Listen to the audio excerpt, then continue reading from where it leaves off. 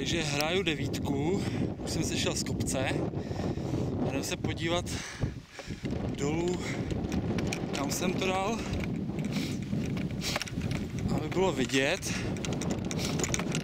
že nešvindluju. A jelikož už asi tak po pátý za sebou, co tuhle hramku já hraju, tak se mi nějak daří. A tady to je ale opravdu hodně velký extrém. Nebyl jsem daleko, ale tahle jamka má asi 130 metrů a opravdu jsem nebyl daleko k tomu, abych dal na jednu ránu přímo do jamky. Takže abyste se podívali, tak tohle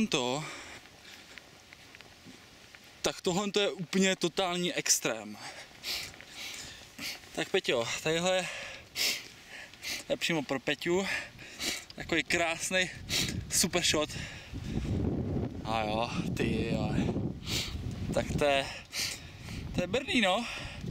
To je krása.